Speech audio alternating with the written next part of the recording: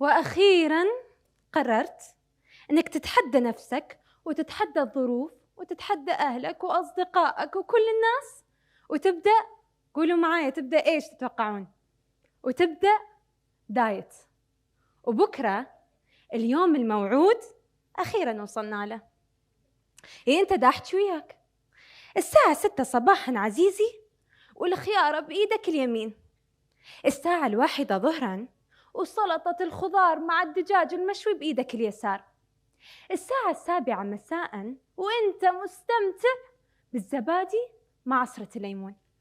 بس وإنت رايح تنام، وأول ما توصل عقارب الساعة لتلك الساعة الذهبية اللي أنا وإنت عارفيها، يصير معاك عزيزي أو عزيزتي الآتي.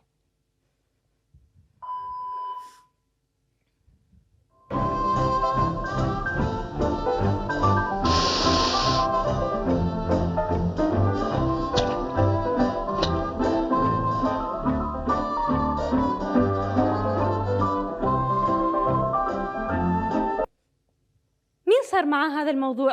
يرفع إيده، لا تستحون، ارفعوا إيدكم، آخر عرض. وأني مو غريبة عنكم، بالعكس أني واحدة من الناس اللي حبيت أتحدى نفسي، بس أتحدى نفسي من عمر كثير صغير، من عمر 12 سنة. حبيت أني أكون شبه باربي بهذا القوام الممشوق، فقررت حالي حال أي بنت بعمري أني أبدأ دايت، بس كان دايت بمعلومات مغلوطة وبطرق خاطئة. وصار يتكرر معاي موضوع الساعة 12 هذا في كل مرة. أول ما تصير الساعة 12 أتحول لوحش يأكل الأخضر واليابس. فذاك الوقت كنت أفكر أن الخلل مني، كنت أفكر أن هذا نقص من عندي، هذه عدم وجود عزيمة، عدم وجود إرادة إلى آخره. ولكن بعد معاناة سنوات وتأنيب الضمير وتأنيب النفس، اكتشفت وتم تشخيصي بما يعرف بالبنج eating disorder أو باضطراب نهم الطعام. للأسف ممكن أنت تتوقع ما هو اضطراب نهم الطعام. ممكن نختصر معناه بجملة واحدة، اللي هو إدمان الأكل. نعم، إدمان الأكل. استغربتوا؟ للأسف في كثير أنواع عزيزي المشاهد من الإدمان اللي أنت مو داري عنها وغيرك يواجهها يومياً.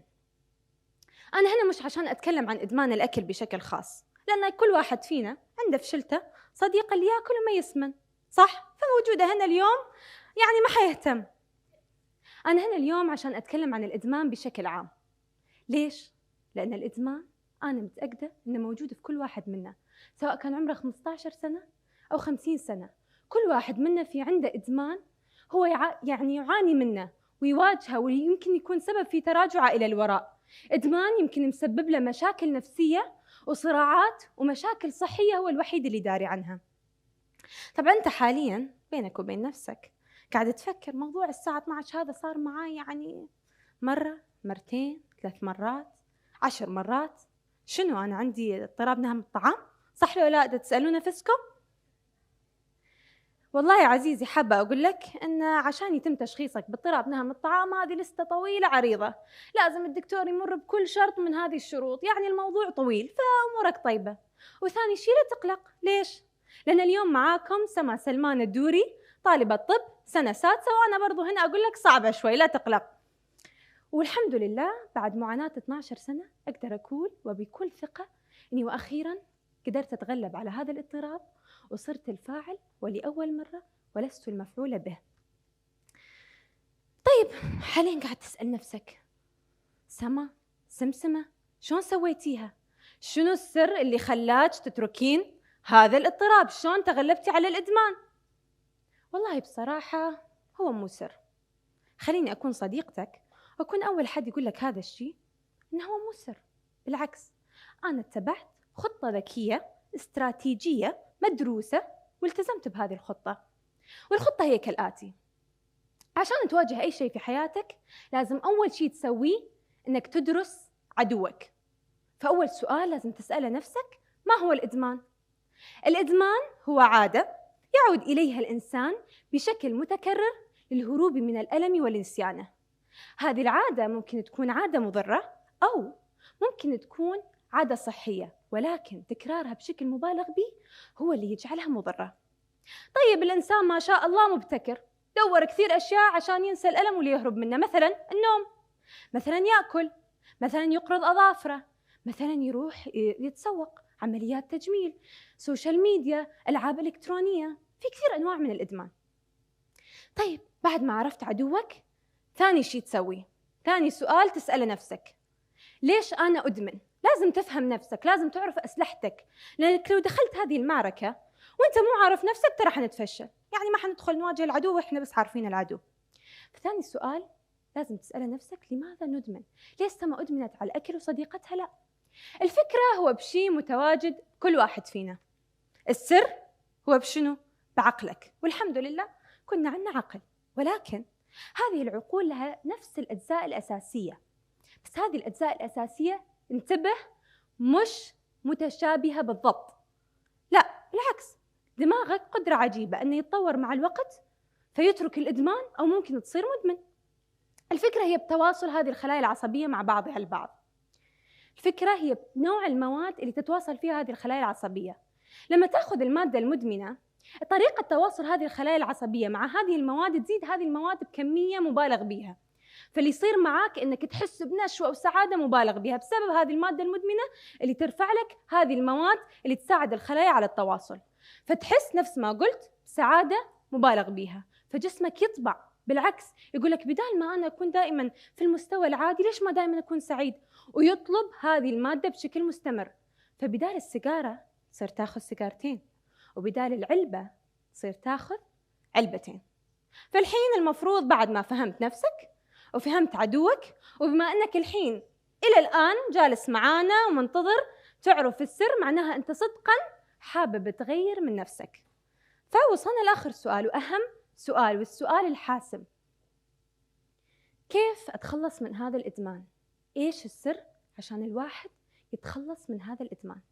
والله هي بصراحة دائرة اسمها دائرة الإدمان، وهذه الدائرة لا مفر منها، لازم تواجه هذه الدائرة وتواجه كل عنصر من عناصرها. العنصر الأول اللي هو عنصر الألم، إنك تحس بألم. ثاني شيء تجيك رغبة إنك تقوم بهذا الفعل. ثالث شيء تروح وتؤدي هذا الفعل. ورابع شيء إنك تحس بالنشوة والسعادة المبالغ بها. طيب عشان ما تقولون سما ما تقرب لنا الصور، أنا اليوم صراحة كنت متوترة وقلت خل آكل شوكولاتة قبل ما أجي على المسرح، وما أكلت على المسرح عشان يعني مو تقولون ما أعزم عليكم. فقررت إني آكل شوكولاتة، بس إيش اللي صار؟ اللي صار إني مو بس صرت متوترة بسبب إني واقفة على المسرح، صرت متوترة وخايفة إن بكرة وزني يزيد، زعلانة إني خربت الدايت، فصار الألم صار مرتين. وبعدين مرة ثانية رجعت لنفس الدائرة، رجعت للألم ورجعت مرة ثانية أقوم بالفعل وحسيت بسعادة مؤقتة وزاد الألم وإلى آخره. فلازم تواجه هذه الدائرة عشان تكسر هذه الحلقة. طيب أول شيء الألم هي عبارة عن مجموعة مشاعر، أوكي؟ ممكن نختصر هذه المشاعر بثلاث جمل. أول شيء حزن على ماضي، ثاني شيء قلق أو كره أو ملل من اللحظة الحالية، ثالث شيء القلق من المستقبل. هذه كلها عبارة عن مشاعر. الفكرة هنا أن جسمك مو عارف يتعامل مع هذه المشاعر، أنت مو متعود تتعامل مع هذه المشاعر، يمكن التربية، يمكن أنت لما كبرت حاولت تتجنب هذه المشاعر إلى آخره. فإيش تسوي؟ تقوم بالفعل المدمن، تحاول تخدر صوت وضجيج هذه المشاعر، وبالنهاية للأسف لما ينتهي مفعول هذا الفعل المخدر ترجع مرة ثانية هذه الآلام وتعيد هذه الدائرة. فالألم هي فقط مجموعة من المشاعر نفس ما لخصناها بالثلاث جمل: حزن على ماضي، ملل من اللحظة الحالية، وقلق من المستقبل. خلينا نعرف كيف ممكن نتعامل مع هذه المشاعر. أول شيء الحزن من الماضي. الحزن من الماضي تكتب هذه المشاعر، وانت تكتب أو تكلم صديقك أو تكلم نفسك، حاول تسأل نفسك أنا ليش زعلان؟ وعادي إنك تكون زعلان مهما كان الشيء اللي مزعلك تافه. ثاني شيء ليش صار معي هذا الموقف؟ كيف ممكن أتفادى هذا الموقف؟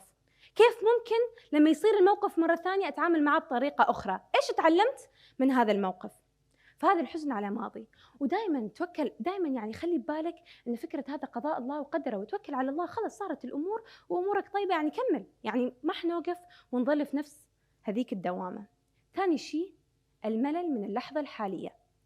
لما تكون ملان من اللحظه الحاليه، هذا عاده يجي احساس بالدونيه، انت تحس نفسك مو هذاك المستوى. لازم دائما تذكر نفسك انت مين، ذكر نفسك بانتصاراتك، ذكر نفسك انت شنو مريت فيه، شنو الظروف اللي عديتها. هذه اول شيء. ثاني شيء لا تترك ايدك فاضيه، حاول دور لك على هوايه جديده، حاول مثلا تعرف على ناس جديده، حاول ادرس الدراسه اللي انت تاركها وجاي اليوم تحضر تدكس. فهذه بالنسبه للملل من اللحظه الحاليه. ننتقل على اخر نوع من انواع الملل، واللي هو القلق على المستقبل. القلق كنا عارفين الحل، انك تخطط، تسوي هذاك الجدول تمام، وتلتزم بالجدول وتتوكل على الله وتتركها صاحب النتائج. النتيجة هي لله سبحانه وتعالى، أنت مسؤول عن السعي فقط. فخلصنا من الألم، وهذه يعني كان المفروض تركز في هذه، لأن هذه هي رأس البلاء. أتمنى تكون ركزت. ننتقل على النقطة الثانية اللي هي الرغبة. الرغبة هي النية بالقيام بالفعل. طبعا أنا قلت لك المفروض كنت تركز في الألم، بس أنت جبتها لنفسك. لو أنت خلص وصلت معاك ومو قادر ولازم تشرب هذه السيجارة، إيش تسوي؟ خلص ما حتتعامل مع مشاعرك، إيش تسوي؟ حاول تبعد هذا الشيء تماما من محيطك. هاي أول نقطة. ثاني نقطة، حاول تبعد أي مؤثرات تخليك ترغب بهذا الشيء. مثلا تبعد أصدقاء السوء، تبتعد من الأماكن اللي فيها متواجد هذا الشيء. وثالثا اتذكر ان هذه لعبه عقليه، يا اما انت تفوز على عقلك يا اما هو يفوز عليك. لازم تحاول بين فتره وفتره تقول عقلك لا، وتعوده على كلمه لا. فحاول تحط نفسك باختصار بعلبه، تبعد نفسك عن هذا الشيء. بعد ما خلصنا من الالم وخلصنا من الرغبه، الحين الفعل. انا لا قادر اني اتعامل مع مشاعري، ولا قادر خلص السيجاره بايدي، ايش اسوي؟ حاول تعود نفسك انك ما تشرب سيجاره، تبدلها بشيء ثاني. دور لك شيء ثاني برضو تحب تسويه، مثلا تروح تشرب عصير، اطلع بالسياره ولف بالسياره واستمتع مع نفسك. حاول تسوي شيء ثاني، حاول تقرا مثلا، حاول تمشي. انا بالنسبه لي عن نفسي انا اروح امشي، اول ما احس بغضب اروح امشي، وبنفس الوقت اتكلم مع نفسي، فاضرب عصفورين بحجر. ثاني شيء، اذا ما قدرت تغير الفعل حاول تصوم عنه، يعني لازم توقف مع نفسك وتتحدى نفسك وتحاول تصوم من هذا الشيء. يعني في لذة في انك تكون القائد لا المنقاد لشهواتك. مو لازم دائما اسوي الشيء اللي انا يجي ببالي، بالعكس لازم اوقف مع نفسي واقول لنفسي اليوم لا، شنو يعني لا. اخر نقطة، حاول تثقف نفسك وتوعي نفسك بهذا الشيء. كنا نعرف ان السرطان ممكن يؤدي السيجارة ممكن تؤدي الى سرطان الرئة، صح ولا لا؟ بس هل انتم عارفين بالضبط ايش يصير؟ احنا كنا نعرف النيكوتين يدخل، بس النيكوتين في اشياء ثانيه ممكن تدخل. فلازم تحاول تثقف نفسك، لان انت بعدين يمكن من نفسك تتركها. لما تقرا وتوعي نفسك بالموضوع يمكن انت من نفسك تكره هذا الشيء وتتركه. فخلصنا هذه الدائره. حنلخص هذه الدائره مره ثانيه.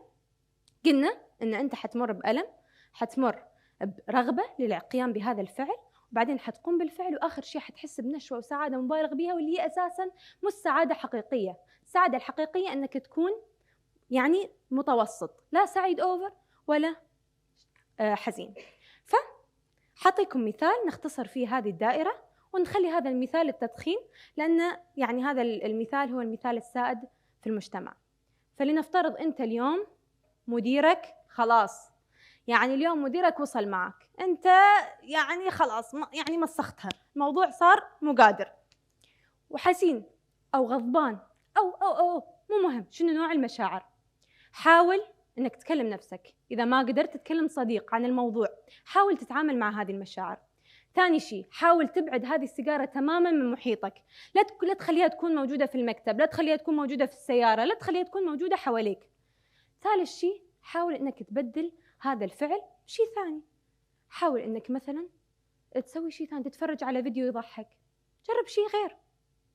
واخر شيء تذكر ان لازم دائما نضل تحاول، وحتوقع وحتقوم.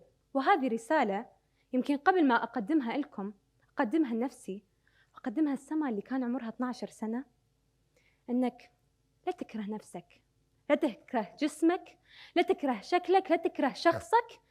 بس عشان أنت مدمن. ركز على غاياتك وأهدافك، لا تضيع طاقتك على هذه الأمور. بالعكس، أنت تستاهل تكون دائما تحب نفسك وتطبطب عليها وتكون صديقها، مو تأدبها بطريقة قاسية وتعاملها كأنها شخص آخر. هو شيء أنت دائما حتكون معاه 24 ساعة.